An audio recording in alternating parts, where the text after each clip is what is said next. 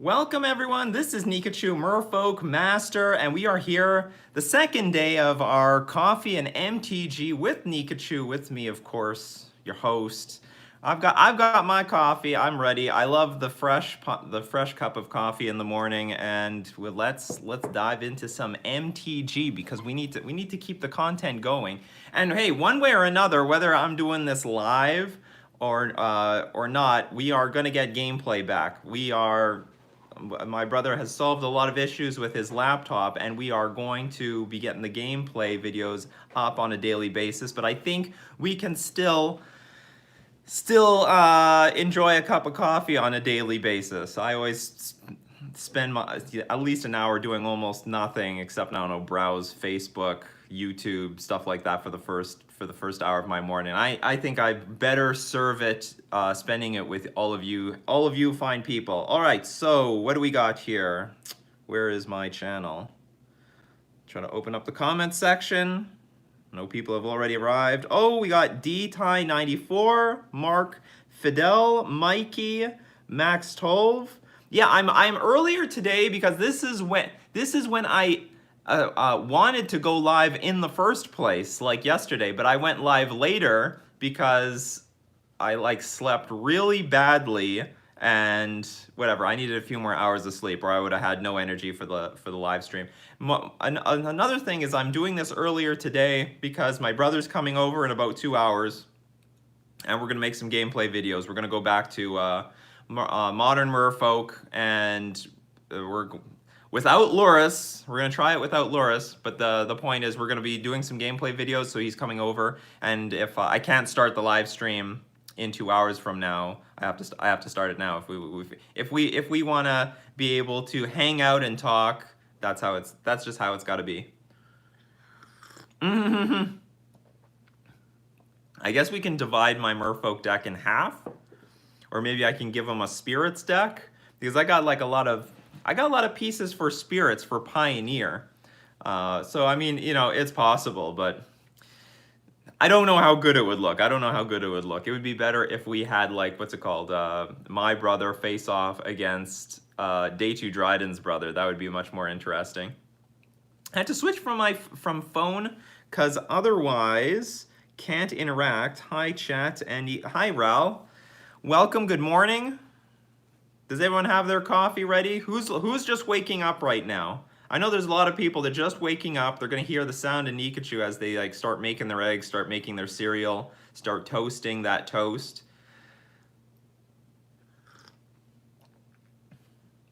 So welcome Max, welcome Quentin. Please make the Battle of the Brothers happen. A lot of that depends on Day 2 Dryden's brother. Hi Nikachu, I need your opinion. Oh, just need your opinion. Don't you think that mono blue is better actually with Loris Burn and mostly red in general? So it's a tough call. It's a tough call because there's still a lot of combo decks, like for example Ad Nauseam, Neoform. There's still Eldrazi Tron out there. There's still Amulet. And I think against the Bant control deck, you want more power and at a lower curve. So it's a tough call because yes, there is a lot of burn. There is a lot of burn, and taking damage against them really sucks. Like I've reduced the number of waterlog groves I play because of burn. I now play with, even in my Simic deck, I'm only playing with 2 waterlog groves because you need to save the life. Saving life is very, very important. So you can definitely take that angle. And certainly some of the decks that I named, maybe the power doesn't mean that much. Like against Neoform, the matchup's going to be decided by your counter spells or your interaction. It's not really going to be decided by any power on the battlefield. You can win with 2 Merfolk Tricksters and just make sure you have the counter spells for their combo pieces. So it's a legitimate concern and it's a legitimate angle to go mono blue. But I mean, it could go either way. I like the idea of playing Simic, but trying to reduce the amount of life loss as much as possible. But I totally see your perspective because mono blue would just tear all the burn decks apart, and it is a large chunk of the meta game. So, who do we got coming into the chat? Tons of people, literally just waking up, says Jordan. Been awake since 5 o'clock, but I do have a good espresso at the moment, says Ral. Happy quarantine, Dean Jello. Okay, when are you getting that PC? So Fiel asked, when am I getting the PC? So here's the situation with the PC, and I'll probably make a video about what kind of PC I'm getting.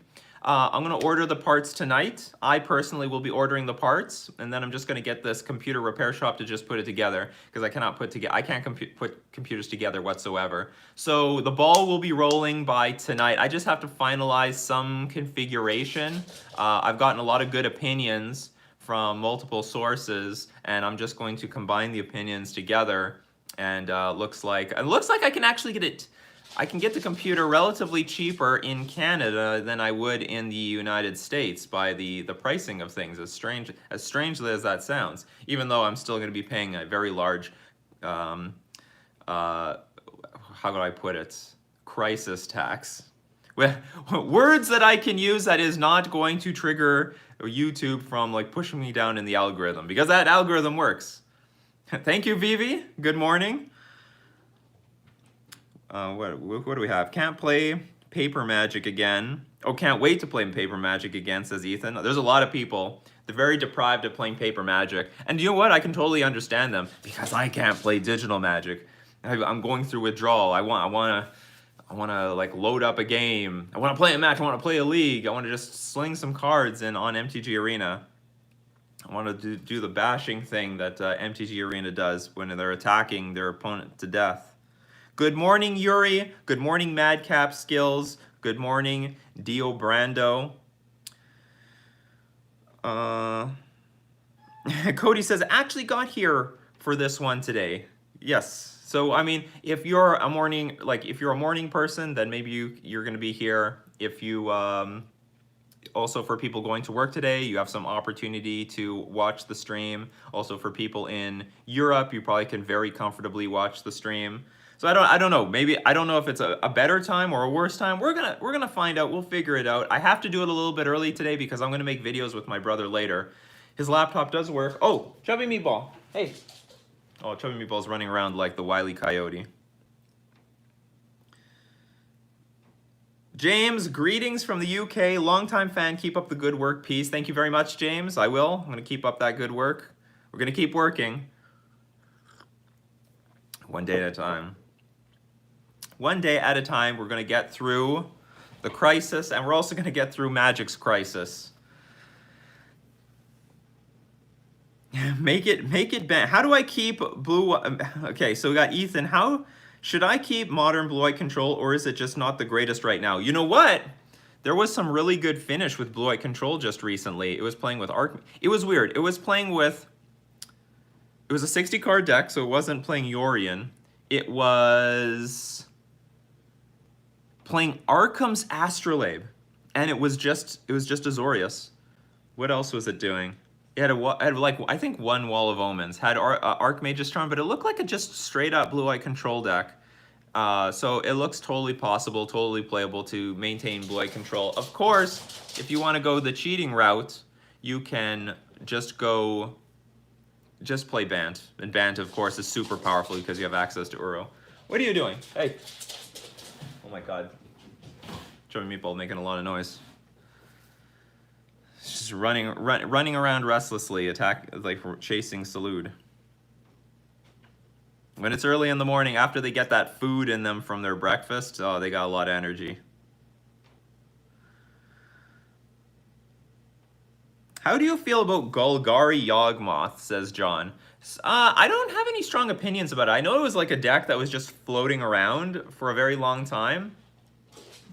And had some good finishes, but didn't really catch on. Like people didn't want to gravitate to it. I don't know if it's a thing of style, like people don't want to play that sort of deck right now, or maybe it's people don't want to invest in that sort of archetype. But it looks like the archetype looks fine, and I don't know exactly what's happened with companions that would make it obsolete. So I think the Yawgmoth deck still looks very playable and still a sort of a fringe archetype, but not necessarily a bad one. Because when the Yawgmoth deck gets played, it usually has a pretty good finish. And someone who's working on that deck pretty hard is Tom Ross, and I think he has a Patreon. So if you ever wanted to learn more about the Yawgmoth deck, I'm sure he's got content. I mean, go follow him on Twitter, and maybe he can point you in the right direction about where Yawgmoth is positioned right now in Modern.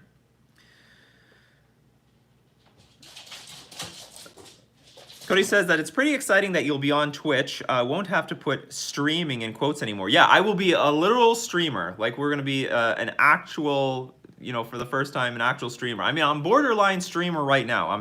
This is technically streaming. This is technically streaming. But I've been called a streamer for years, even though I just have pre-recorded videos on YouTube. But finally, the actual name will come to reality. So Mark asks, and this is a popular question, maybe I should make a video on this. Do you think that we will get more companions in Zendikar Rising? And I don't think that we are.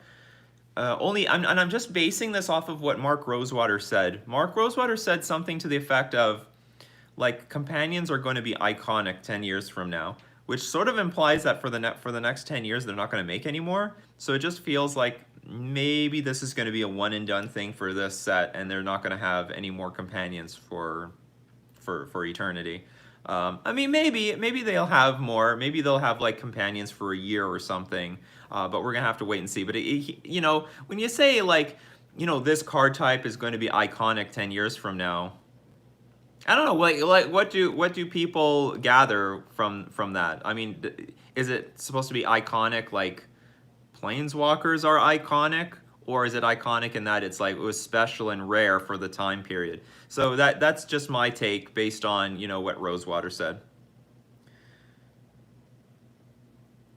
Cohen Morris asks, how do I make a fair deck that uses the graveyard effectively without being reliant on it? I mean, the idea is your plan A should not use, either your plan A doesn't use the graveyard, and your plan B sort of utilizes the graveyard. You could say that was like, is it Phoenix at the time? It didn't need the graveyard. If you wiped out the graveyard, they'll just play Thing in the Ice, flip it, bounce all your stuff, kill your stuff with their removal spells, and hard cast Arclight Phoenix. So it was a graveyard deck, but it wasn't reliant on the graveyard. And you know what? Another great example is actually Living End. Living End is a pretty good deck that is not reliant on the graveyard. They can just play it like a control deck. They can like make their land drops, and then if your board gets too big, they'll just cascade into a Living End. But what they can do is just hard cast the creatures. I mean, they're pretty damn big creatures, those Living End creatures. And if they play it patiently, they can do something like that. So you either have to have the plan A is not so reliant on the graveyard, or a plan B. There's like a backup plan just in case there's a rest in peace or something. So, but if you don't have any plan B, like Dredge is pretty heavily focused on the graveyard. I mean, it can sort of play a game without it, but not really. Not as well as, say, Living End. But basically, that's what you have to do. If you're playing a fair deck, it sounds like you don't really need the graveyard too much. I mean, also against like, I wouldn't say Bant Control relies on the graveyard or anything like that, but I mean, it utilizes the graveyard quite a bit with Snapcaster Mage and Uro, and without Uro, the deck is like a lot more poopy than it was before. Let's see. Fortesk, Nikachu, do you like to fart? Who doesn't like to fart? If you hold it in, that's not comfortable. It's terrible. Although I suppose in some cases, pending your diet, if you let it out, it's going to be uncomfortable for everyone around you. Jordan asks, are we actually going to get to see your brother? I've been following you for 3 years and have only heard his voice.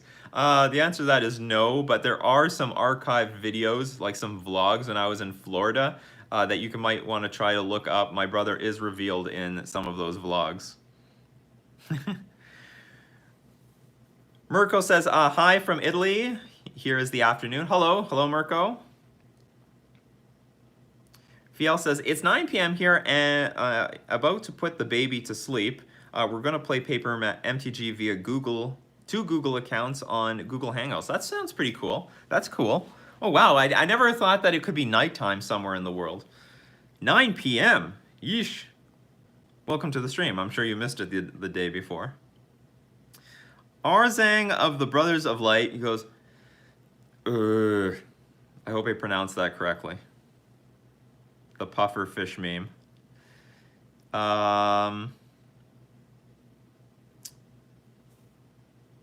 Let's see, the puffer fish will win the Pro Tour.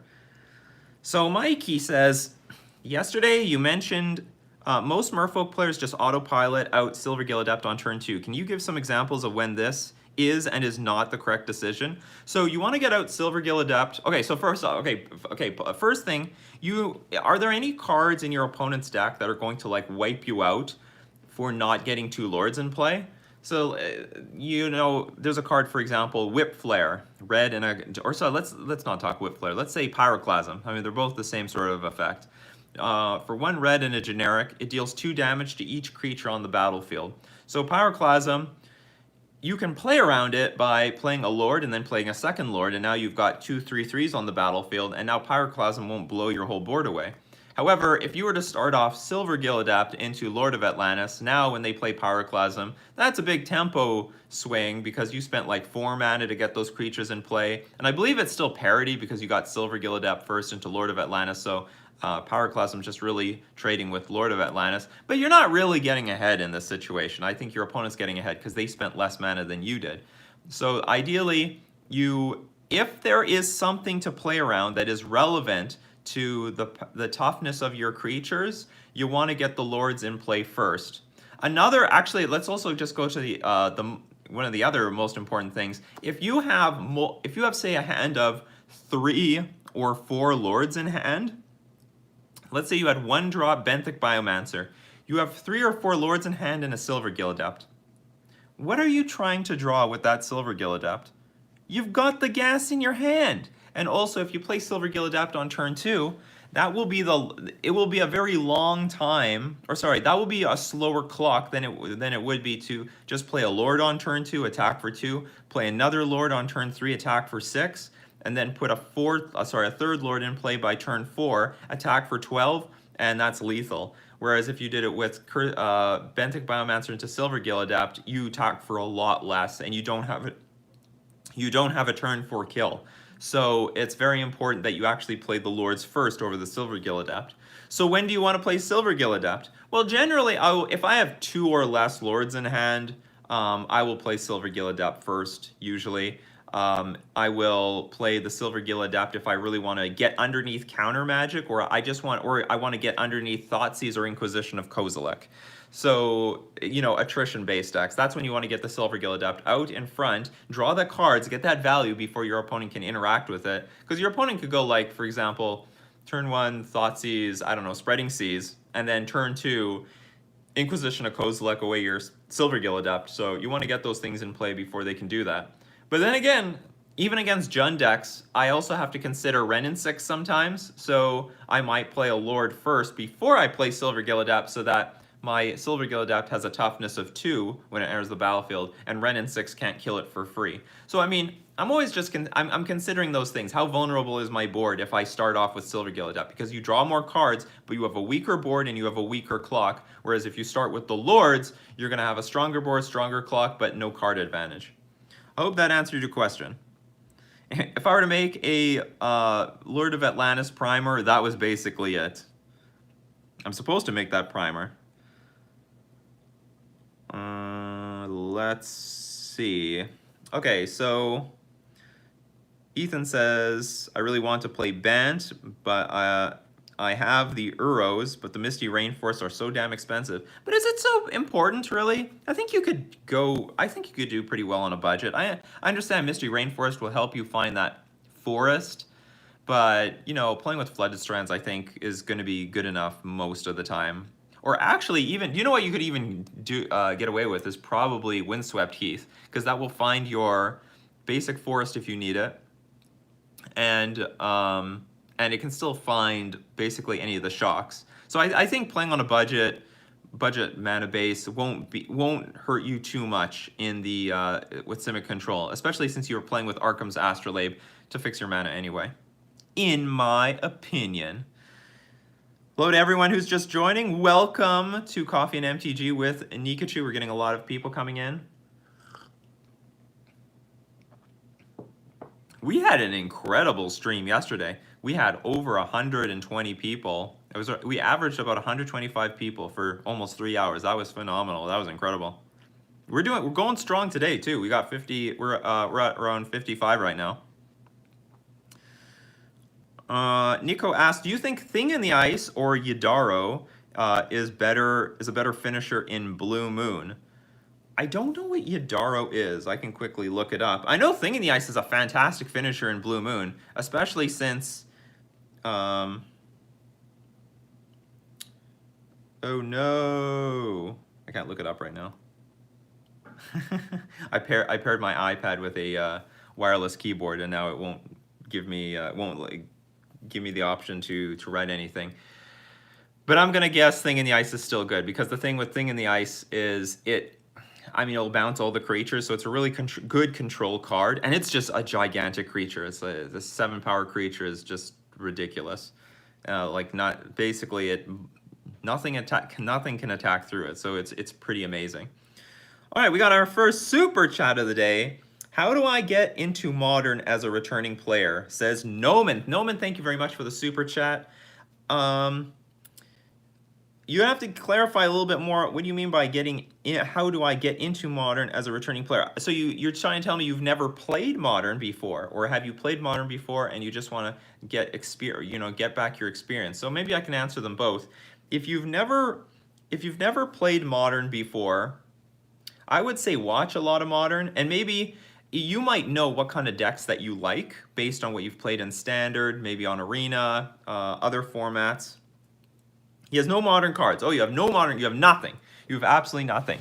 So are we talking, how do you get to afford these cards?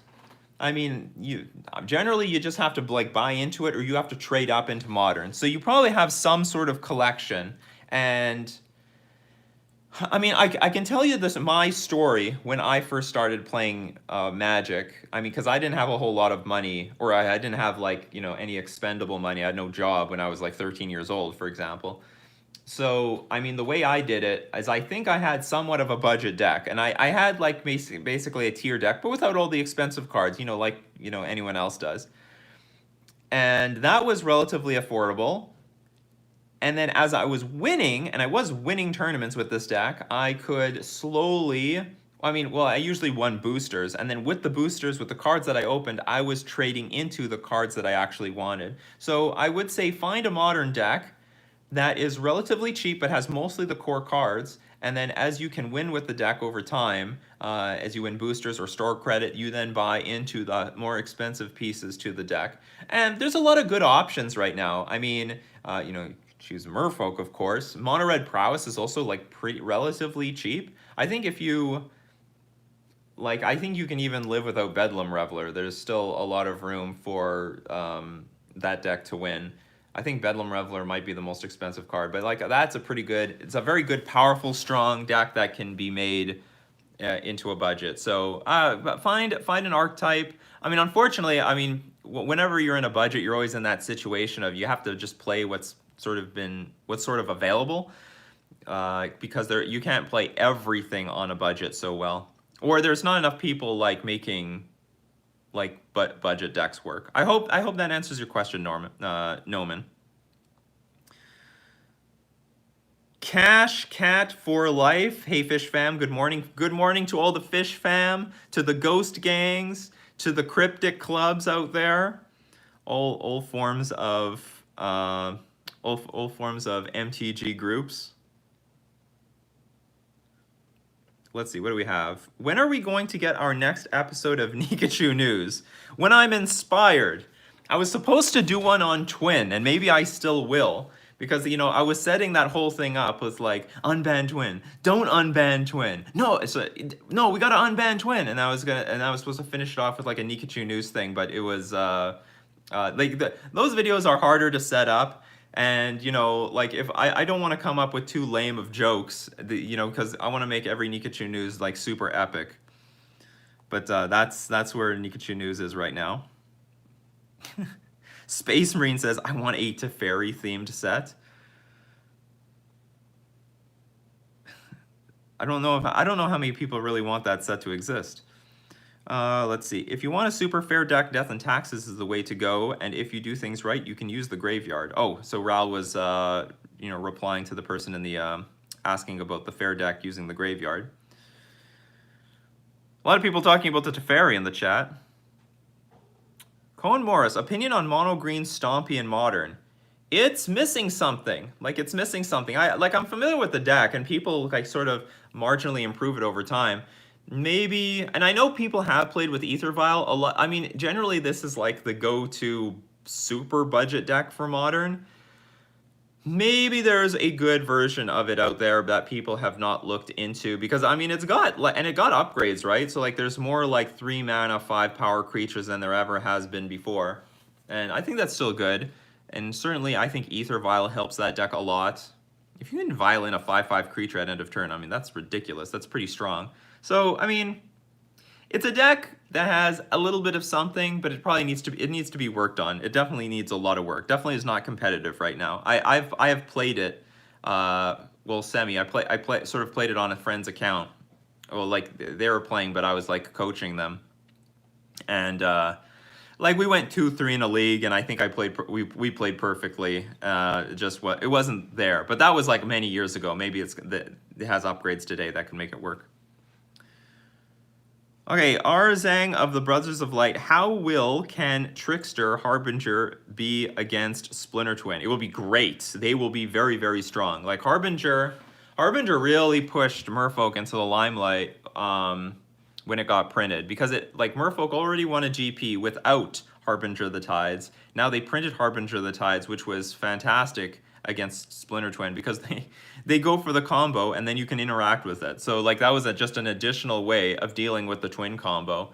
Now Trickster won't be as good, but it will still be fine. It will buy you a turn. And assuming they have cast the Splinter Twin, they might have tapped themselves out. So you could, before Splinter Twin resolves, Trickster the Deceiver Exarch, the Pestermite, and then from there, hopefully untap and beat your opponent down, or find an answer to Splinter Twin or the creature that it has it on. So it would be very good. It would be very good. Hello, Matthew Ford. Good morning. Claude, what do you think of the Scotch opening? It's very complex. It's very complex. I think it's playable. I like the computer move, like knight b. I like these knight b5 variations that just like try to go for the fork between the king and the rook. But it's very sharp, and it's definitely playable for both sides. That's my opinion. I don't usually go into the Scotch very often because I'm more of a Roy Lopez person. That was a chess question from Claude. You see, that's why I got to get the chess channel going. There's a lot of chess players out there. 900 million chess players. Jordan says, in the lore, who is the top merfolk? I mean, I don't know. Thassa, maybe? Thassa's maybe the top merfolk, but or if you don't count that one, maybe Kumena, Tyrant of Araska. I'm not sure. You know what's something interesting? Hey, we got to stir some discussion about this. So Mara Regery, do you know what the creature type is? Merfolk Soldier. Merfolk Soldier. But Lord of Atlantis is only a merfolk. How is he not a soldier? What is the difference between the Lord of Atlantis and Mara Regery? And if you look at the flavor text of Lord of Atlantis, he makes his people bold in battle merely by arriving to be there. It sounds like he's a merfolk soldier. I think it needs to be errated to merfolk soldier, if you ask me. It's a bit strange in my opinion. Ralph says, "Dang it, Nikachu, now I have to make more coffee." Or you gotta sip it. You gotta be much more slower on the coffee. I'm slow with my coffee. One sip at a time. I gotta make it last like 3 hours. My coffee always lasts 3 hours. Let's see. Yesterday was a work day. Today is off. Awesome, Mitchell. That's awesome. Imagine Nikachu as a companion card. How would that be? I don't know. I don't know what Nikachu as a companion. I'm going to leave that to all of you to decide. You all make some sort of companion-like card. So of me. That's up to you, the fans.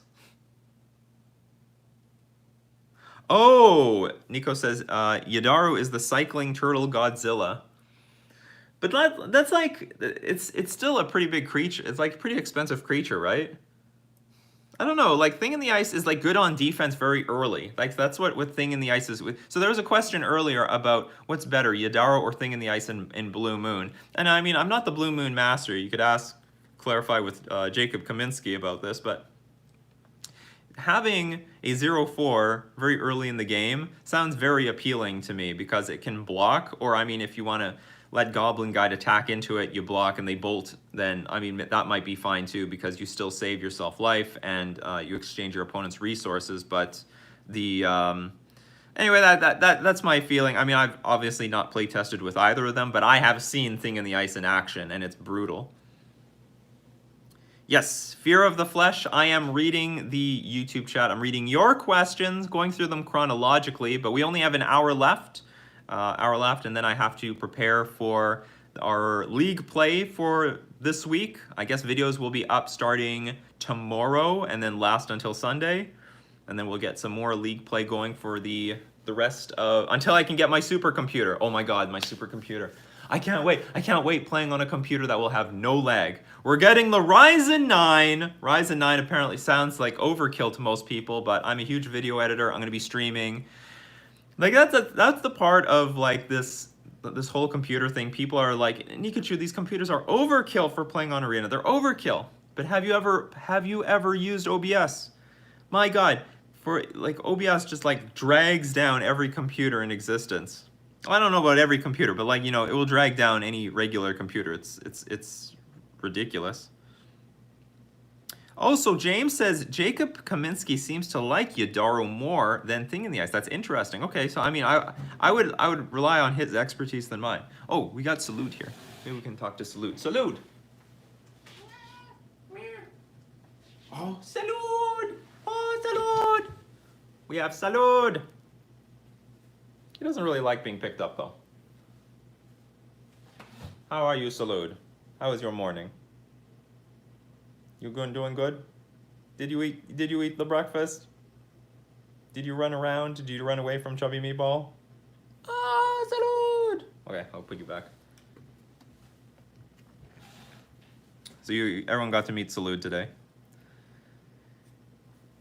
Kyle Turner, how do you prefer to brew your coffee? I use instant coffee, but I like to use an instant coffee that tastes good. Right now, I'm drinking Nescafe Gold. The thing is delicious to me. I mean, we have a coffee maker, but frankly, actually, the coffee beans don't taste as good as this Nescafe Gold instant coffee.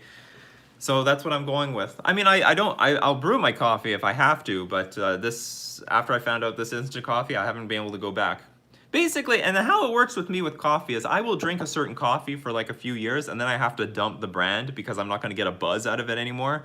Your body starts developing a tolerance for certain like beans of coffee. But yeah, so and I definitely drink coffee for the high, the energy it gives me. So you gotta dump a brand and then move to another one. That's why sometimes I drink coffee from McDonald's. Sometimes I drink coffee from Tim Hortons. I'll drink coffee from anywhere, especially if I haven't drank it for a very long time. That's my opinion on coffee.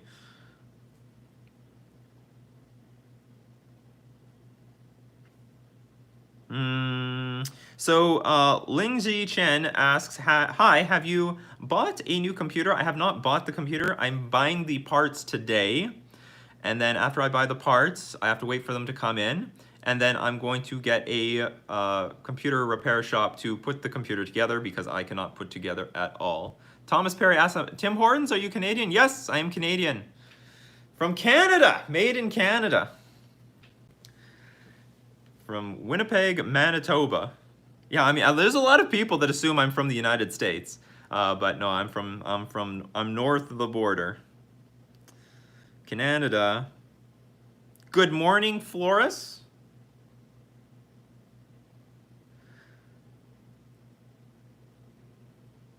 Oh, so Noman has a follow-up question. Like, what's a good place to start for a deck in Modern?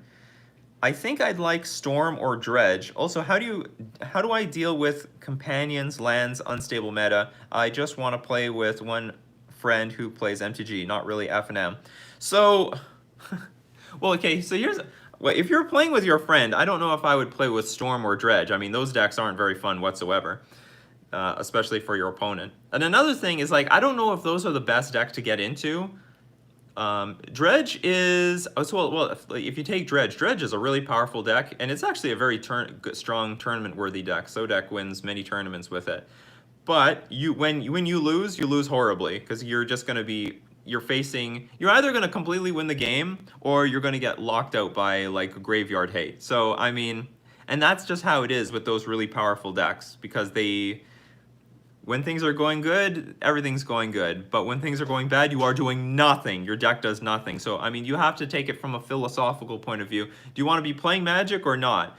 Because, like, generally, I don't think both those decks are, like, playing Magic. They have a plan. It's a powerful plan. It's a good plan. Even Storm is a good plan. But either you're totally doing everything or you're totally doing nothing. There's not a lot of in-between with those decks. There is some, like Storm can Gifts Ungiven for things like Repeal and Abrade to interact with Graveyard Hate or artifacts on the battlefield. Dredge has like Conflagrate and stuff like that, but I don't know if those are always the decks that I would recommend to get into Modern, unless doing everything or nothing is your sort of thing. Mitchell says, what would be some changes to Izzet Folk that you would recommend? I needed to change up my mono blue folk, and Izzet is something I always wanted to do, so I built it. What would I change? Maybe, because I would definitely want. Okay, I'm not sure. This is like a wild idea, but maybe Wizard's Lightning instead of Lightning Bolt. And only because I really want to play with Chalice of the Void right now. Chalice of the Void is just a really strong card. And if you're playing with Wizard's Lightning, you can play it through a Lightning Bolt because it actually costs 3 mana. But it's a bit of a wild idea. There needs to be enough like wizards in the deck to do it. So, I mean, like, yeah. So, like, one thing that I would change is utilize Chalice of the Void somehow. Because it's like, it's too good to give up. Or, you can play with the 4 Lightning Bolts, but you don't have any other 1-drops in the deck. Or no, you could.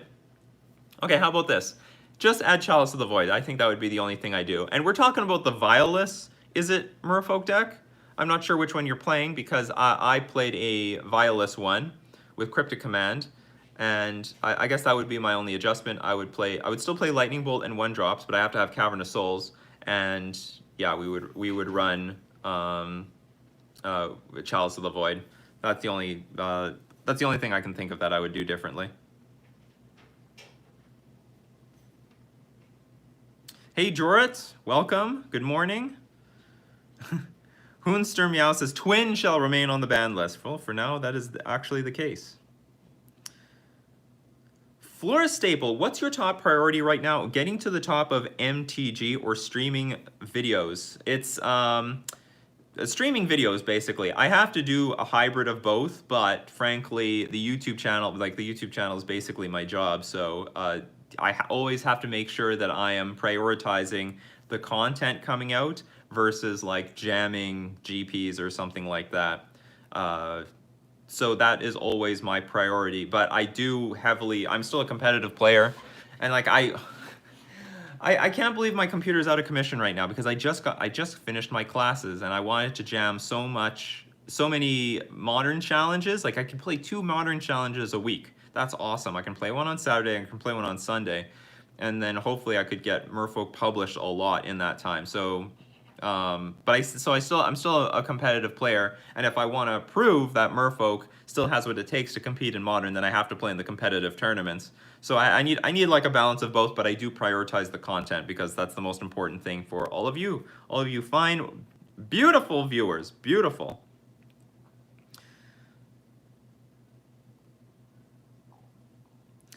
Matt, hot take. Instead of companions banned, we need more companions. I mean, I'm in that boat. I would like to see more companions. Of course, you probably still have to ban Lurrus because it's Snapcaster Mage for permanence every single turn, whereas Snapcaster Mage is only a one-time deal.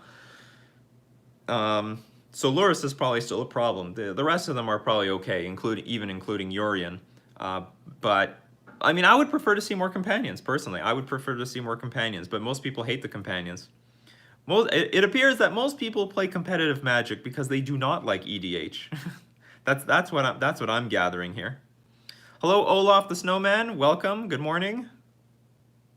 Good morning to you.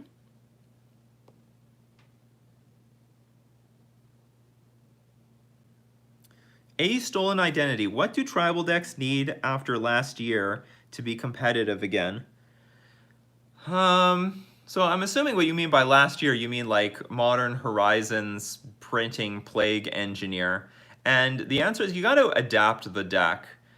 So elves might not be able to be combo elves anymore, but elves still has a lot of good elves. Like I made that Ether Vial version of elves, and I think I went 3-2 in the league. I think I went 3-2, but I blundered into 3-2. I could have went 4-1. So I mean, decks can get adapted for Plague Engineer. You can accommodate that by just playing chunkier creatures, and also perhaps some removal for the Plague Engineer. There's also a lot of unexplored. There's a lot of unexplored tribal decks that like I played a zombies deck and a vampires deck, and there was definitely something going there, and I didn't refine it at all, but there has a lot of room for improvement. And the archetypes did super impress me. So zombies and vampires are potentially a hidden archetype just waiting to be found in Modern, but no one wants to put in the work to make it good. And I could tell from the vampires, I think it was the vampire community. They desperately wanted this vampire that costs 4 mana, and you reveal the top card of your library, and I think if it's a black card or if it's a vampire, can't remember what it was, all your creatures get +2/+1. And I'm like, this card sucks. This card is really clunky. It's not that good. You're revealing cards from the top of your library. This is awful. But like the vampire community was like, we need this card. Nikachu, how could you play without this card? This thing is awesome. So, well, anyway, I think vampires, because like vampires have that Sorin card, the 3-mana Sorin. That thing's busted. The thing is so strong. You can lightning helix things like every single turn. That's ridiculous. You can just put up vampire into play. So you basically pay 3 mana for this planeswalker, and then you can start putting creatures freely into play. I mean, it's a show and tell, for crying out loud. So like that Sorin is really strong, and we have like really strong vampires. Things like what's it called? Vampire Hexmage, and like that thing's really strong. That can deal with any planeswalker.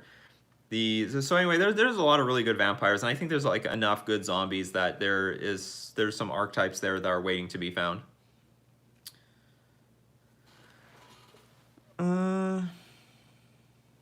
It's interesting how many like non-Merfolk questions there are in the chat. I'm very impressed by the range of people in my YouTube channel community. Cash for Life says he misses his local game store so much. We all do. Don't worry, hopefully your local game store is still around after the crisis is over. Olaf the Snowman says surgical extraction seems well positioned right now. I'm not super high on things like surgical extraction. I think if everyone's using the graveyard, you just gotta nuke the graveyard with something like Rest in Peace or Grafdigger's Cage. Thomas Perry says thoughts on Merfolk Skydiver in Simic Pioneer / Historic Merfolk. It's an okay card. It's an okay card. If you're looking for evasion, I would say if the format wasn't so aggro, that Merfolk Skydiver would be a better fit right now. But it's pretty aggro, so I don't like it. It's bad. It's not very. I don't really like it on defense. I don't think it's a very good card on defense because it's just 2 toughness. And I don't know if it really just offers that much value. But if we needed more evasion in Historic, I think it would be good. Pioneer, it's just not going to do enough. The Merfolk deck needs 1 more Lord to put enough power in play, and we just don't have that Lord yet. So we either need something that puts power in play, like a Lord, or we need like a good way of getting evasion, because that seemed to be my problems when I was playing with Merfolk and Pioneer. What do you think about the cycling for 2 cancel from Ikoria in Merfolk? So the deal is Piotr Wiatkowski. The deal is we've got a lot of good counterspells right now for Merfolk. We have Force of Negation, we've got Deprive, we've got Chalice of the Void, And we have like a slew of other good counterspells. Dispel, Spell Pierce. We can use Mystical Dispute if we want to. So there are so many good counterspells that I don't really see a 3-mana cycling counterspell being worth it. It's like, I don't know any time that I would want to play it over, say, Force of Negation, or play it over Deprive, or over Chalice of the Void. So that's the deal. Like, it's a good counterspell. It's good, but Modern has just so many good options right now, like, and really good options, that I wouldn't play a 3-mana counterspell. So like 3 mana is also pretty rough for the Merfolk deck. If you're playing with Aether Vial, you just don't get to 3 mana very consistently. And also, I would say the value of cycling is not very good in Modern. Like, for example, we've got cycling lands from, is it Hour of Devastation, Amonkhet, and I think Amonkhet. We have dual lands that you can fetch that cycle for 2 mana, and they don't see play in Modern. Like, you know, we got those tri-lands that just came out of Ikoria, and they probably won't see play because the dual lands don't see play. And the cycling cost is only 2 mana. The problem is Modern's so fast and aggressive that you don't have time to cycle anything. Like, whatever you have in your hand, you have to just basically play it.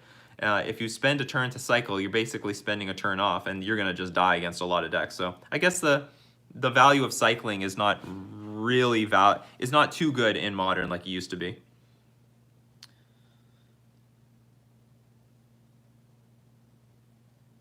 You never made a follow-up video to the Astrolabe should not be banned video. Well, because that was my honest opinion. I think Astrolabe is okay. It's gonna make people angry.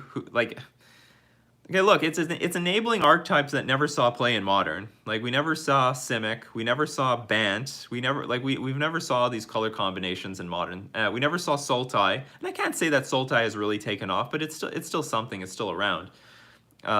So it's enabling some archetypes that got wiped out by Blood Moon, because for the most part, if you weren't a 2-color deck, if you weren't a 2-color deck in red, then Blood Moon was like put a huge hurt on you. If you look in the past, like almost everything included red. Rakdos, Jund, Blue Moon, Splinter Twin, or their mana was like really good with mana dorks. But like it was like relatively red based. Everything was red because everything could survive a Blood Moon. So Astrolabe is just giving more parts of the color pie to exist. I could make an anti-Astrolabe video, and I'm sure a lot of people would like it because most people are anti-Astrolabe. I had more of a beef with Astrolabe when it was combined with Mox Opal, because between Astrolabe and Mox Opal, those decks were just playing all 5 colors in their deck. Like, they were playing, it was basically a 5-color deck, and with all the cards from their sideboard being 5 colors. And I thought that was a bit stupid. That's a bit too free. But now with Mox Opal being banned, it appears that the Astrolabe decks are floating between 2 and 3 colors, and I think that's a good place to be. In my opinion. In my opinion. Mark Fidel says, oh my god, that's one miserable looking cat. Well, Salute is like a grumpy looking cat. He's a grumpy cat.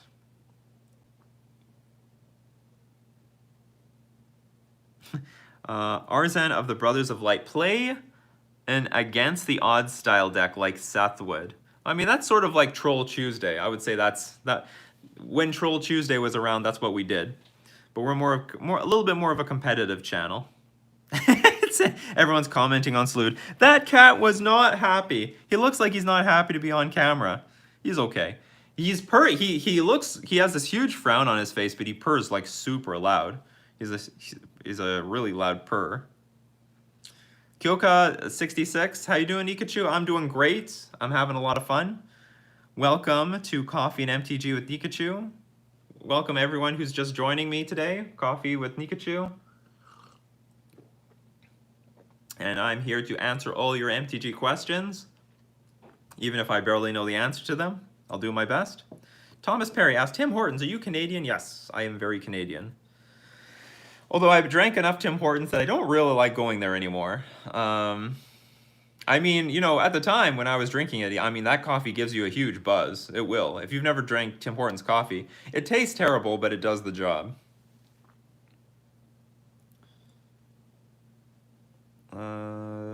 Thomas Perry's from New Brunswick. Congratulations.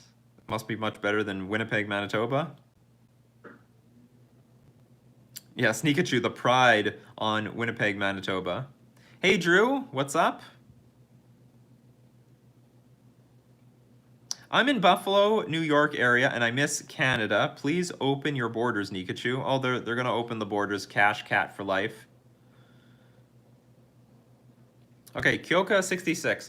I have Elves and Blitz, but with the meta update, should I just stick with Standard on Arena for now? So, I mean, if you do not like how Modern is right now, just take a break from it. Yeah, go play another format. I personally would play Historic on MTG Arena because your cards won't cycle and the format is awesome. It's really cool, and they're gonna have permanent ranked play for MTG for Historic on MTG Arena. But I mean, if Standard is your thing, you can go play some Standard.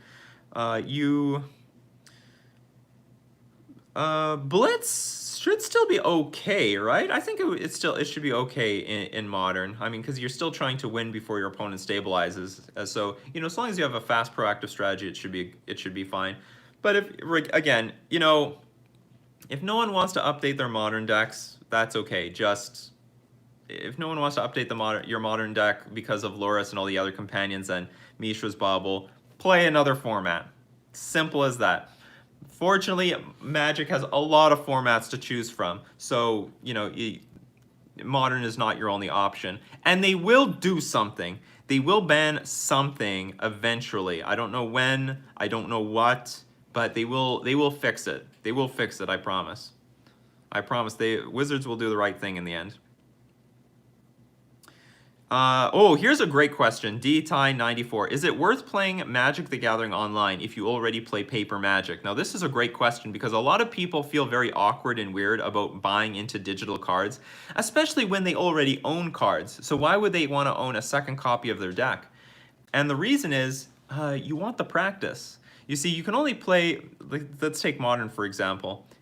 Maybe where you live, Modern only fires once a week.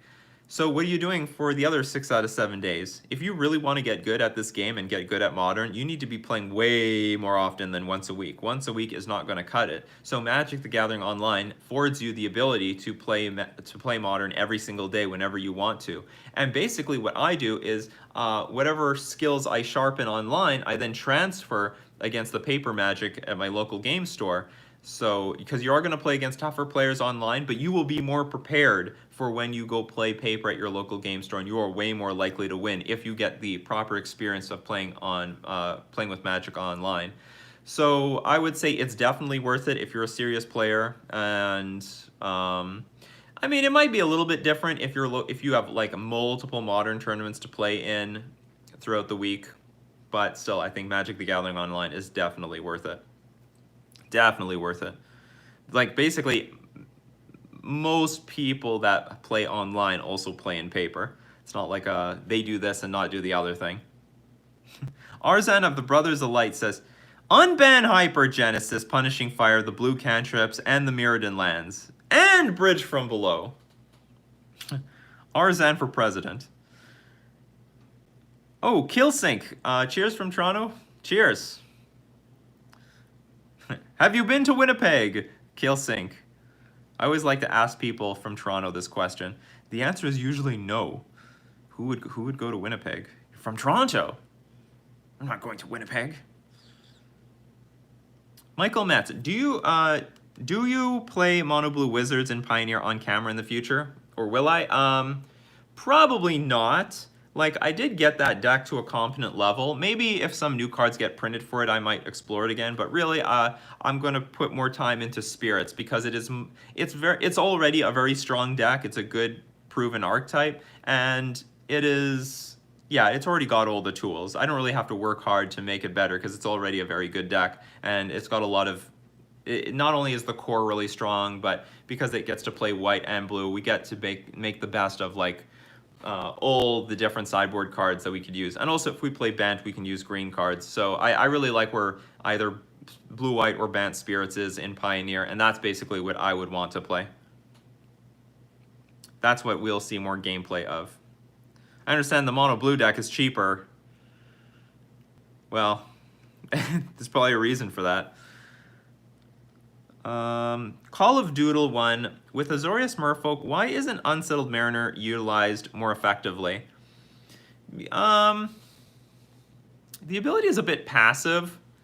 It's still fine, but if we're playing with Lurrus, okay, I'll just say this: we don't have room. I just find that all the other cards in the deck are more important. I find that when people are playing with Unsettled Mariner, they're doing it at the cost of like removal.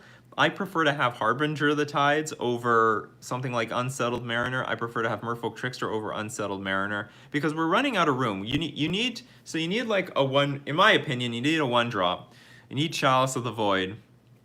We need Mishra's Bauble. So it's taking up like all the flex spots that you can't really play with Unsettled Mariner. It's a good card against Burn. It's definitely good there. It's also like relatively good against Mono Red Prowess, but like against all the other decks, I think it's slowing them down a little bit, but not slowing them down enough that it's making an impact because you just kill the Mariner and then they just go about their business.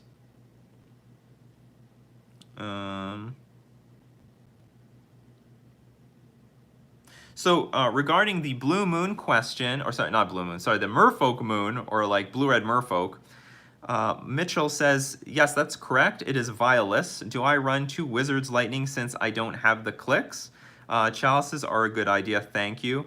So if you don't have the clicks, I would still prefer to have another creature instead of Wizard's Lightning. You could try that. You could try Wizard's Lightning instead of the clicks, but I might try Nimble Obstructionist as well, just so that you have like another creature with evasion that you play at flash speed and can get around Plague Engineer. So that's up to you. Try Wizard's Lightning.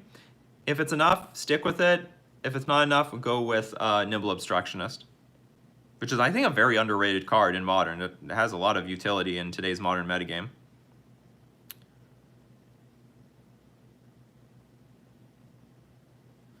Mac Gibson, what would you say are the current tier 1 decks? So, I mean, I still have to make a video about this. Like, I have plans for by next week going through the top 10 decks to beat in Modern. Definitely Burn, though, Death Shadow, Grixis, Delver, any Titan deck. So like, I wouldn't say any Titan deck, but Amulet Titan and Titan Ramp. I would say Ad Nauseam is a deck to beat. Hello, Josie. Welcome. Good morning. What else is there to beat? Still Eldrazi Tron, but that's much more on the lower end. I would say all those decks are the decks to beat. Those are the tier 1 decks that you have to. Oh, Neoform, and that would be the last one. And then somehow I will arrange them in a top 10 or top 8 by somewhere next week. Or maybe later on this week. I don't know, depending how much time I have.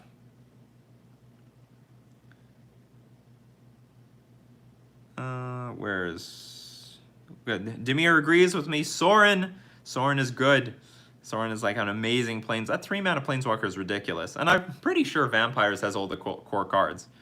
Just ridiculous. It's just a super powerful card. So Demir is brewing Mardu Vampires build because of the Lords. Oh yeah, I see. But it's like, it's still pretty tough, right? Like 3-mana, like 3-color deck. Yeah, what am I saying? Humans is good, and it's a like 5-color deck. You can make 5-color vampires if necessary. Kokodi Vizgir, when do you think the paper competitive scene will open back up? So how competitive? So I think local game stores might start opening up within 6 months. Like, and they might be allowed to like have a gathering of like 16 people or something like that. So they might open up with the clause that they're allowed to hold very small events. And then, but the large scale events, it could be over a year. It could still be a long time. I mean, I'm not a doctor here.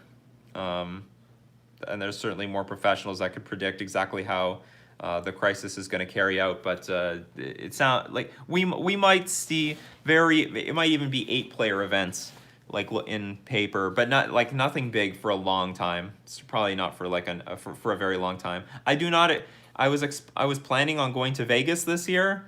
I don't expect that I'm going to be able to go to Vegas this year, or I don't expect there to be a GP if I were to go to Vegas this year. Demir Safia asks, what sideboard cards do you think people should primarily invest in? What do you mean by that? I mean, I have a top 10 sideboard card a list. You just look up like top sideboard cards, Nikachu, MTG. So like that goes over like the best sideboard cards right now in Modern. That might be the best, like the best guide, but I mean it like depends on your archetype. Like with Merfolk, I have like a slew of counterspells. I have Grafdigger's Cage, Relic of Progenitus. I have what else do I have? If I splash white, I can play Rest in Peace. I have Damping Matrix. I have Damping Sphere. Yeah, so there's a lot of good stuff to be invested in, but it all depends on the archetype that you're playing. So we've hit the 1 hour mark. We've got 30 minutes left. Keep them questions coming. Thank you all so much for joining me today. This is a blast. We're having a lot of fun. Maybe we got to keep each other company. We're all cooped up at home, so why not? Engage. Got to start the morning right. Coffee with Nikachu. Coffee and MTG with Nikachu. Ral Esper, Nikachu, you play fish, but you gotta try their nemesis and run cat tribal. That's possible one day. They have some good cats out there. And now they've got a lord. We've got a companion lord, so cat tribal could even be stronger now.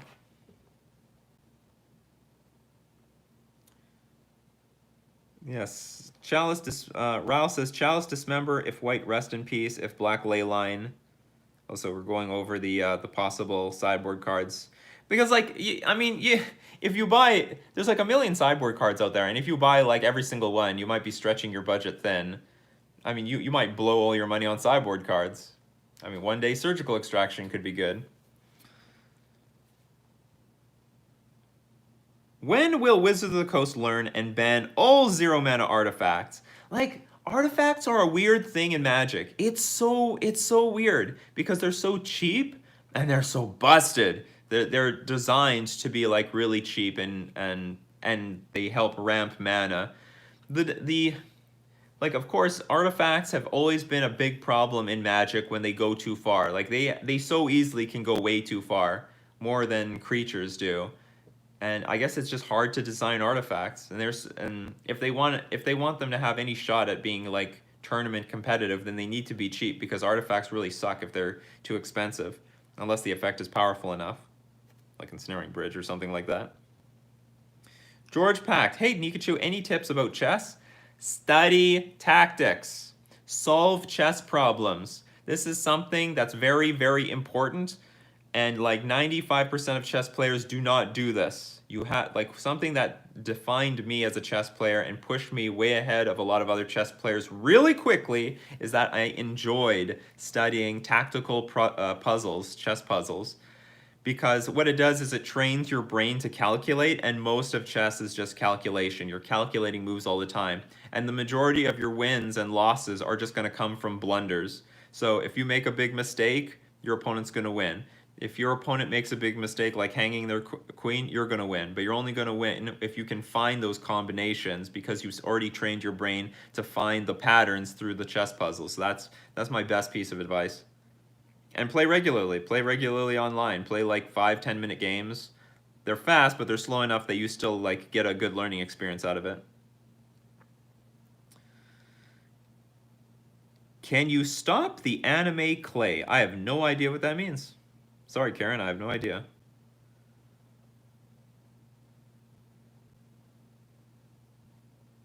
How many LGSs do you have in Winnipeg? My God, we have a million. We actually have a million local game stores. All right, let's go through them. So shout out to my favorite one, Fusion Gaming Online. And they're also my favorite because they've got like an online store where you can order cards and supplies and then be at the local game store and pick them up before the tournament.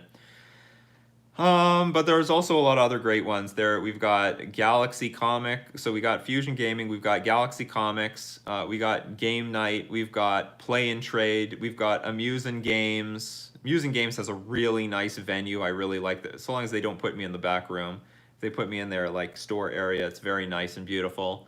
And I feel like I'm missing one, unless they're not around anymore. But like we've got 5 strong local game stores operating in Winnipeg, Manitoba. So we have a lot of variety. You know, I hear all these people saying they have to travel 2 miles for a local game store, or they have they have like a 1 hour drive to their nearest local game store. I realize that we are really spoiled here in Winnipeg. Somehow, you know, this is a very Magic heavy city, and there's a lot of local game stores you can go to. And really, and they all organize their events so they don't tiptoe over each other. So they all offer all the events, you know, standard, modern, Pioneer, but they all have them on separate days. So it is possible to play Modern like almost every day of the week. If there's possible to play Pioneer and Standard almost every day of the week. So it's pretty cool if you're willing to drive around the city, and if you're hungry enough for so much Modern. Arzang asks, I have never been able to beat a Jess deck in competitive EDH, and I fought her 100 times. I have no idea what you're talking about because I do not play EDH. I'm very unfamiliar with the built for Commander EDH cards, like the EDH cards that are made specifically for Commander. They're just printed directly into Commander because those cards, whatever. I never come across them in competitive play, so I don't know. I have no idea what they are. But Azami, Urtai Wizards Adept, I know what you guys do. I've heard of you. Teferi, I know what you all do. Play Pokemon if you don't like the state of Modern. Ooh, Companion and Infect. Can they play any?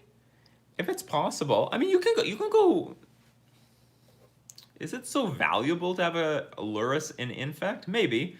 If they kill off your Glistener Elf, you can get another one. So maybe it's possible. It's possible. So Inks just got here, but he just doesn't like Magic the Gathering Online. I wish it was on Arena. Yeah, I mean, I totally hear you. I don't mind. I wouldn't. I know I have a lot of, like, you know, money invested on Magic the Gathering Online, but if they were to just wipe it out tomorrow and say, okay, everything is on Arena, all your stuff is transferred to Arena, I would not blink an eye. I would be very happy to hear this news because Arena is by far and large the much better play experience. Some people don't like Arena because, like, there are some nuanced rules that you can't take advantage of on Arena, or not as well on Arena than you do on Magic the Gathering Online. And also, you know, it will just auto pass for you if you have nothing to do. If you have that auto pass turned on. But it flows better. It's just faster. It's a better gaming experience. You know, I really don't care about the disadvantages of MTG Arena because the advantages blow the disadvantages out of the water. And you know, it's also a nice thing also. I didn't think about this until like a day ago. There's no security risk with MTG Arena. If your account is hacked on Magic the Gathering Online, people can like cash out all your ticks or transfer all your cards to somebody else, and then they're gone. They're just gone. So yeah, so if your account on Magic the Gathering Online gets hacked, you lose all your goods. With our MTG Arena, like, what's the worst that they're gonna do? Spend your wild cards on garbage you didn't want? For the most part, they can't transfer the account to anybody. They can't like sell your cards. They can't move your cards. So MTG Arena actually is the safer. I mean, ideally you keep your Magic the Gathering Online account safe, but Arena is like sort of hack proof in a lot of ways. And who knows, maybe Wizards has the power to let's say the worst case scenario, somebody spends all your what's it called? All your gems, all your coins, all your wild cards. Maybe our the Arena staff can help reverse all of it. The Arena support maybe can like return your account back to the state that it was before it got hacked. So just some bonus there, in my opinion.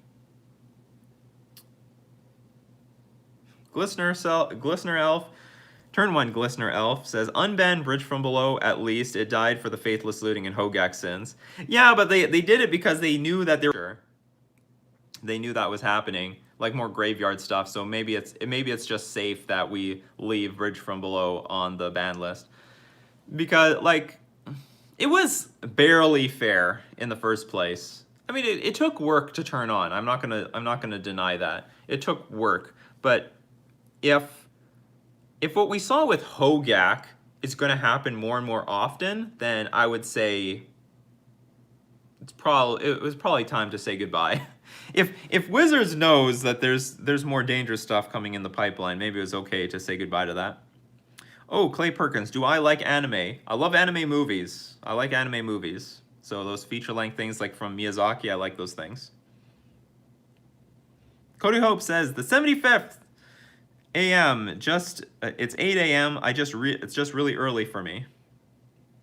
It's early for me too, but usually I get up at 6 o'clock anyway. Well, I wake up around 6. I will either wake up at around 6 o'clock or I don't know, sort of stay in bed until 8. I might wake up at 6, but I won't get out of bed for a long time.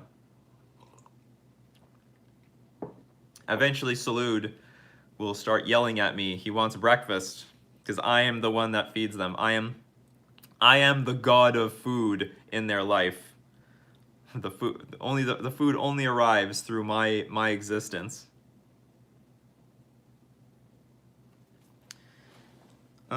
It's good against scales. What do you think will get banned, Bauble or Loris? I've been asked this a lot, Moritz. So Moritz asks, are they gonna ban Bauble or are they gonna ban Loris? And it's up to Wizards of the Coast. And it's gonna be random for us, but it's not gonna be random for them. Because they have better data analytics than we do. We're just eyeballing this stuff. But if their data analytics say that when Mishra's Bauble is played in the same deck as a Loris deck, and Bauble is winning at a super high win rate, but if a Loris deck never got to cast Mishra's Bauble and the win rate is normal, they would probably ban Mishra's Bauble. But if the Loris deck is still winning at a high rate, if Mishra's Bauble wasn't being played, then they'll probably ban Loris. So it's going to come down. I think it's going to come down to data, and they're just waiting to accumulate enough data to have a very confident decision about what they're going to do. Monster asks, "What's your brother's favorite movie?" I have no idea. I can't take a guess. I know some movies that he's liked. He likes Spirited Away, but I don't know what his favorite movie is. Good afternoon, Josie. Good afternoon. Or good morning, like good afternoon to you in Norway. Good morning to me. Oh, Mark Fidel. Oh, there will definitely be control decks in the top 10 of tier 1 decks. So yeah, like what you have to be prepared for Simic control or blue-white control, definitely. That is definitely a force to be reckoned with in today's modern metagame.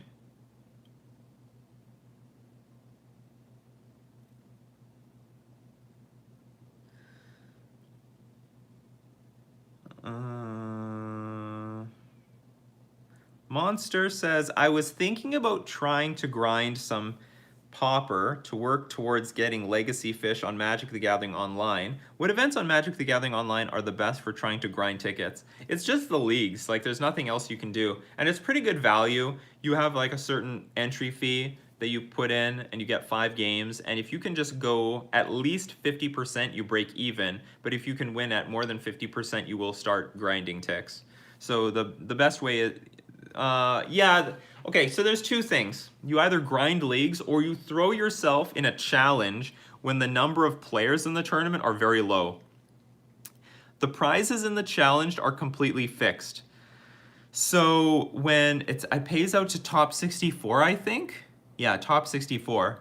So if there are 65 people in that tournament, you just need to not be in last place in order to make prizes. And like 64th place to 33rd is, I think, half your entry back.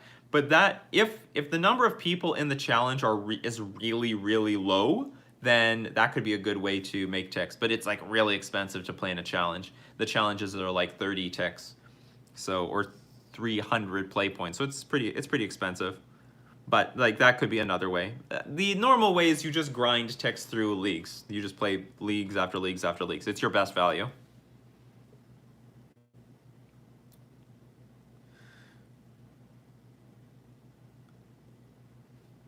Josie says you can look at it as a money-saving year. You don't have to go to all the events, so you save a lot of money.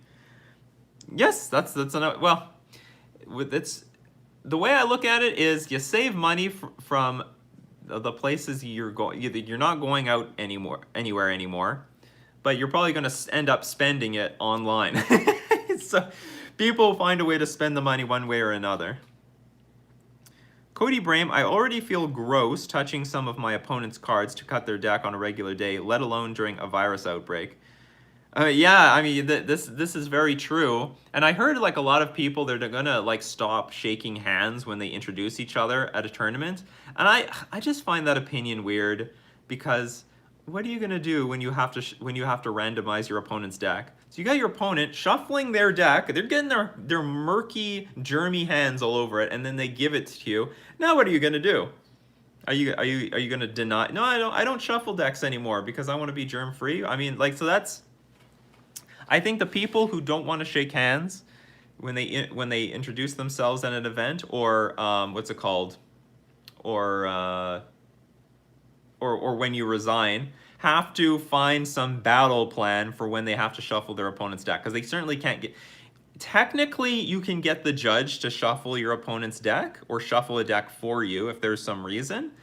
But if everyone's doing this, I don't think the judges can do it. They're just going to tell like everyone, just keep a bottle of hand sanitizer at the ready all the time. And that's probably the best solution. Shake your opponent's hand if you want, shuffle, get the hand sanitizer ready. The value of the hand sanitizer is going up. We got to I'm going to look into buying stocks in, I don't know, whoever's selling the hand sanitizer. Johan's here. Johan made it.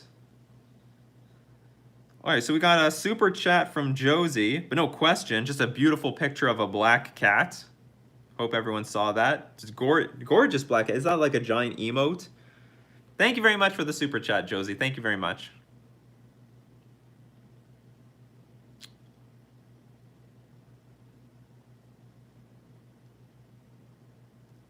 Let's see. So Kakodi Vizger says, this is a good idea. You should do this even when you get your computer. Yes, I think we're going to do this maybe on a weekday basis. We'll do like about an hour-ish, sometimes a little bit more than that, but like an hour-ish every weekday. I can't do it, because I can do this easily because my girlfriend's at work, but when my girlfriend's off work on the weekend, probably it's not going to be as accessible. Also, my streaming will be on weekdays for sure, in the afternoonish when we start streaming, when we start getting into Twitch, when we do the Twitch thing. Although I don't know what the best time is for this. Maybe it's 10 o'clock Central Standard Time. How do you feel about the time? Is the time better now, or was it the better like a day ago?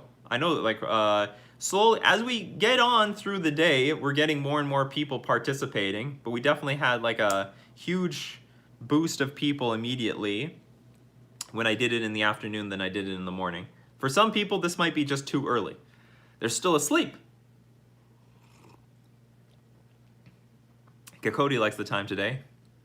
Infect's not a bad metagame choice right now.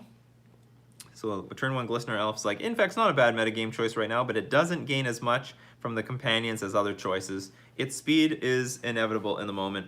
Oh, sorry, enviable in the moment. Yeah, I mean, I think the one way to beat the companions today, if you want to beat a grindy deck, you have to just beat them. You beat them very, very quickly.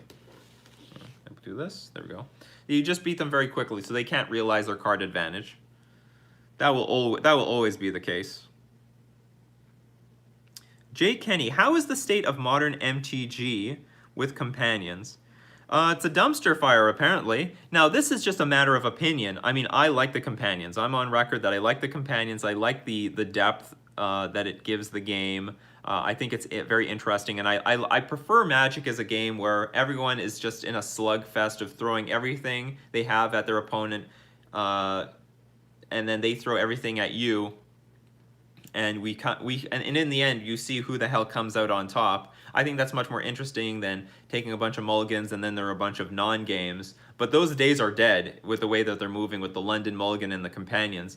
But I polled Twitter, I polled Facebook asking, how do you feel about companions? And like 85 to 90% of people, they're like, no, we do not like these companions. Go to hell with them. Get them out of here. Right? It was not, maybe it wasn't that high. Maybe it was closer to 75%. But basically, unanimously, people do not like companions. But no, a really good question. Do people not like companions because they don't like the gameplay, or do they not like companions because they don't want to buy $200 worth of Mishra's Bauble on Magic: The Gathering Online? Because that could be a different question. That could be a different question altogether.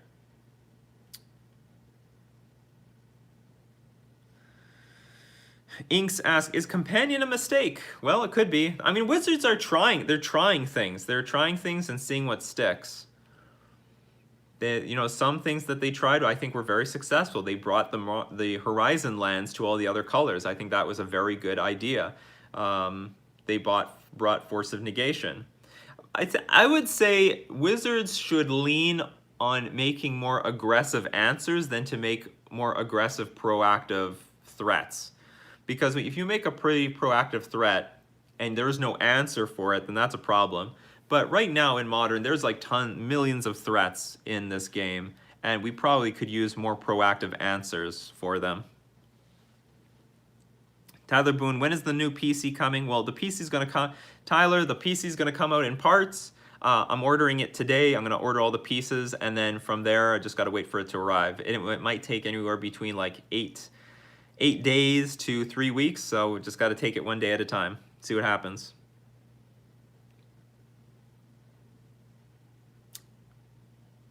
Burned Bee, it's 4 p.m. here. Also a good time for coffee. Awesome.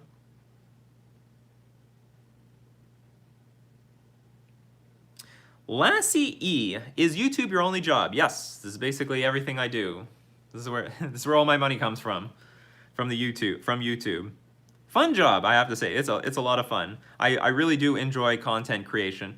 Content creation either can be this enormous amount of work for some people, or it can be a blast. And for me, it's a blast. And that's basically why I've stood the test of time. And even though my channel is relatively small, I mean, I guess some people would consider it medium-sized, at least for the MTG world, around 12,000 subscribers, which also means I have approximately maybe 20 to 24,000 viewers, because only about half the people subscribe. Not everyone's into subscribing. They just like to watch and then get the hell out of it. Get the hell out of there. You all have some sort of YouTube channel that you watch and you do that. You'll look it up. You'll look up all the new videos, but you won't subscribe. You don't want it on your feed.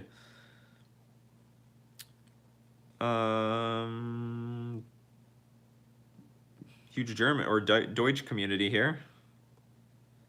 Many Germans in the chat. Yes, yes, Burned Bee.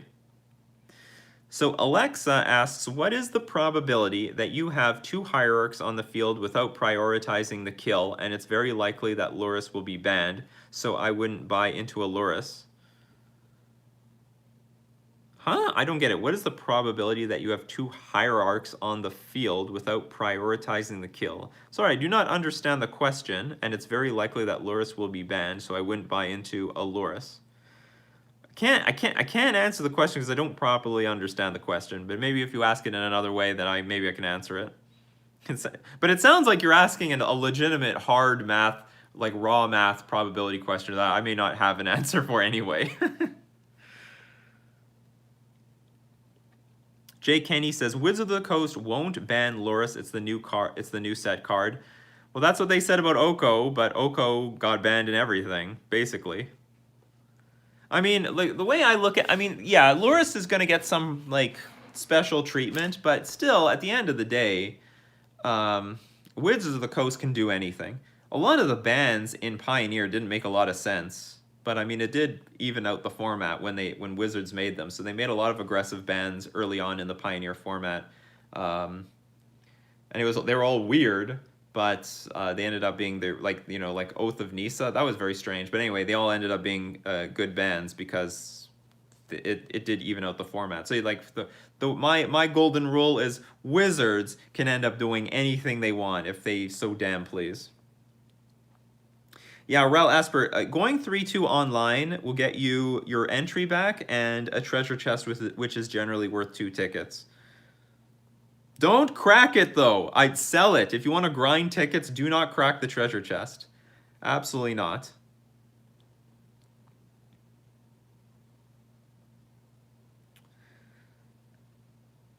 Damien Giki, Hi from Poland. Hello, cześć. Jak się masz? Dzień dobry.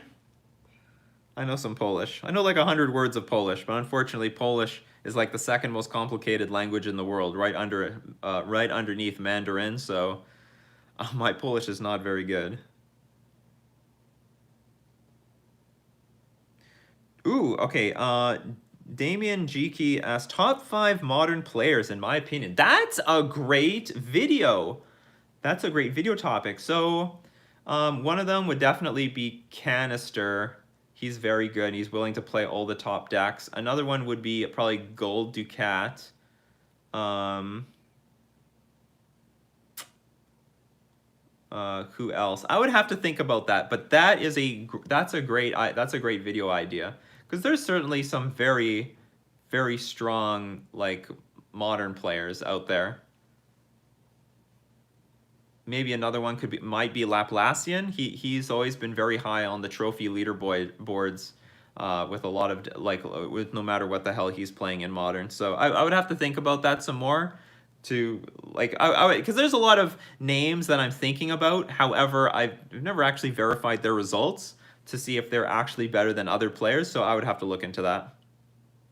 I will say this much.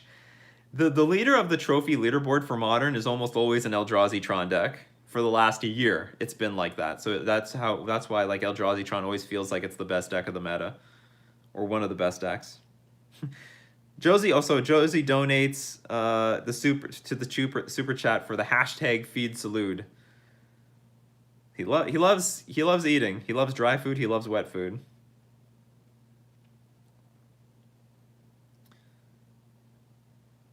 Let's see. Ooh, okay, D-Ty94. Okay, what's your advice for someone who might want to be a content creator? I actually have a lot of good advice for this.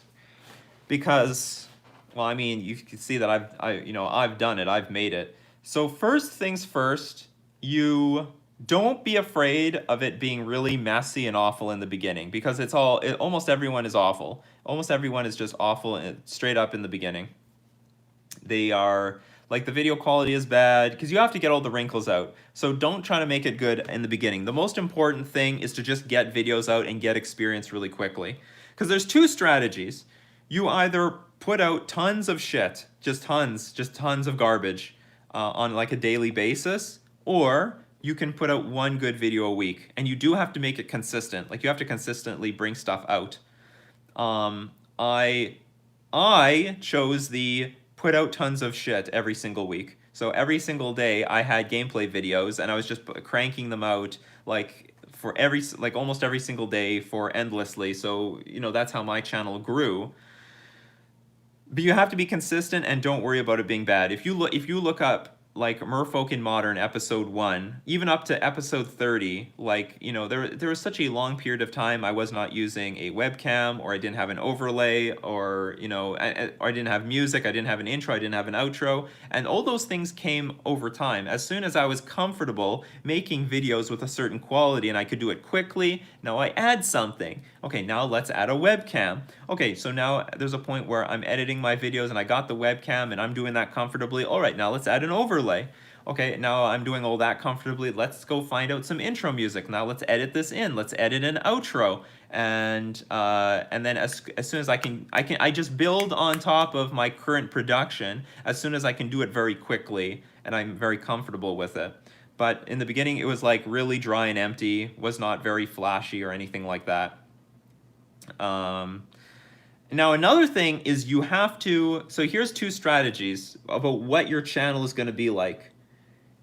Ideally, you pick a topic that people are interested in. Now at the time, there was a relatively large Merfolk community, and there still is, but on like MTG Salvation, Merfolk was like the most popular thread on MTG Salvation. It had a really big community, but no one was making videos on Merfolk. So I sort of tapped into a market that, existed, and the thing is, anyone could do this even today. Like, there's a Hardened Scales community, there's like Soul Herder communities, there's Jund communities, there's, pick an archetype anyone could just copy what I'm doing. And like, there's another guy, Grim Flare. He decided, you know what? I'm going to be the Black Green X player. I'm going to be the Black Green. I'm going to be the Golgari Rock guy. And he's doing great. And he's got a Patreon, and his channel is growing. And he's getting donated video. He's getting like donation stream deck list videos. So he's doing fantastic. And because he decided to choose sort of an archetype and then grow his channel from there. Because there's a lot of MTG channels where they're just trying to do like a lot of different things. Oh, I'm going to draft, I'm going to play the standard deck, I'm going to do that. And that will work to an extent. That doesn't work for everybody. I would say in the beginning, you should start off with being known for something, being the guy to being the person to a particular thing in Magic, or a particular, what they call a niche. And then from there, it's easier to find you. If you're the only Hardened Scales player out there that's making Hardened Scales videos, people will find you pretty easily. They'll look up Hardened, and if you're cranking out Hardened Scales videos every single day, and people look up Hardened Scales Modern, your videos are all going to show up. Whereas if you try to do one Hardened Scales video and then you do something from Standard, then you try to do something from Historic, then you try to do something in Pioneer, your channel isn't going to be known for something, and it's going to be harder for you to show up in the algorithm. And it's going to be hard to grow if you're doing like a lot of different things. And then sometimes I'm going to draft, and sometimes I'm going to do this. And ideally, it's something that you can specialize in. You have some knowledge about. Like I had a lot of. I am as a Merfolk player, you know, I'm a form of entertainment, but I'm also a specialist in Merfolk, and I am a competitive player that can offer real competitive advice to a lot of people. So that would be my recommendation. But at the same time, if you want to know what works, like you can start off with something, but I also just dabbled with different video ideas. Like I've done deck techs before, and like my first deck tech video got like 5,000 or 7,000 views, which was way higher than what I normally get. So I said, oh, maybe I should do more deck techs, and let the views guide what your channel should be about.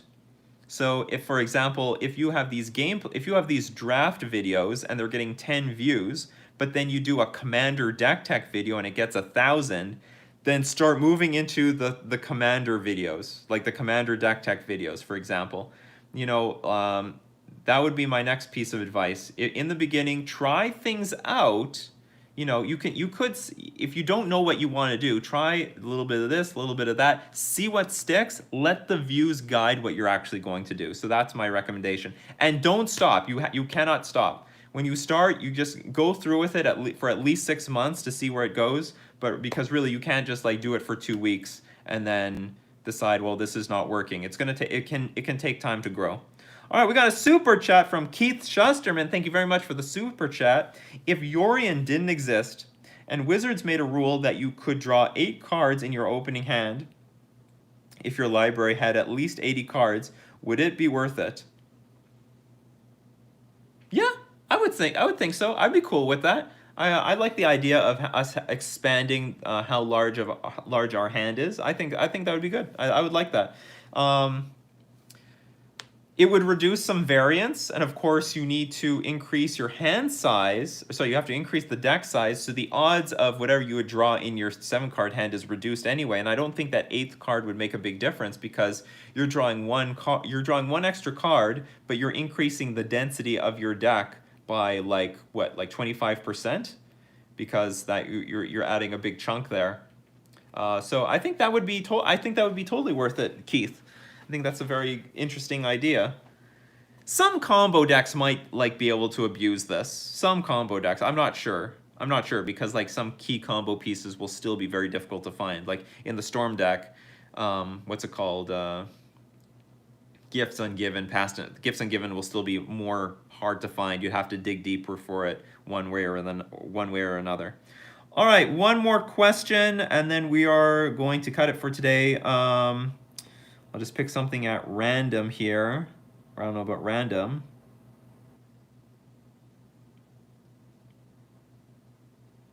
I'm trying to look for a question.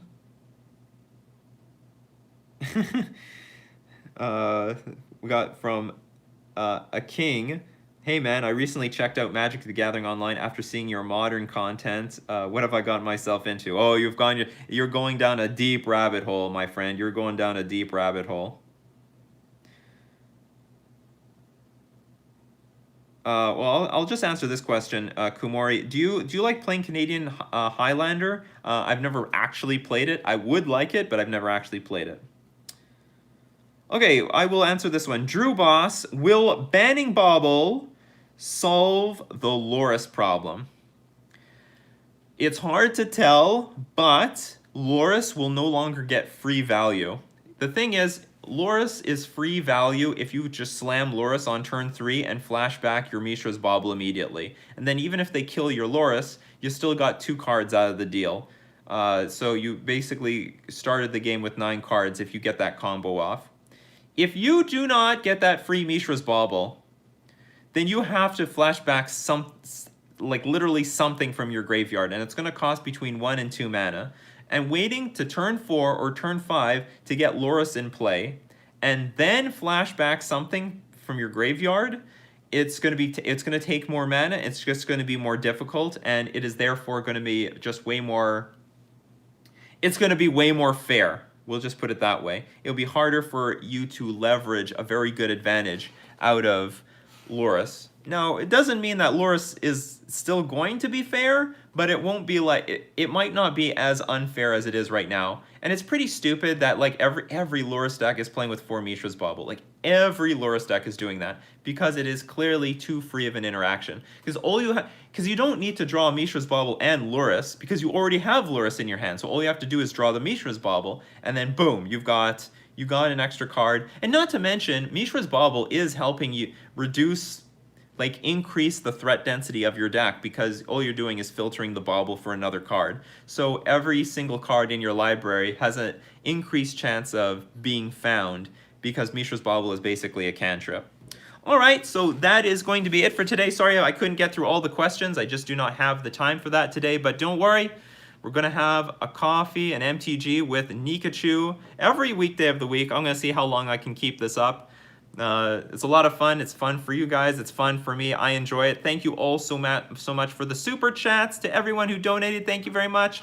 Big heart. How do I do the heart thing? Yay! I can do the heart thing. Fantastic.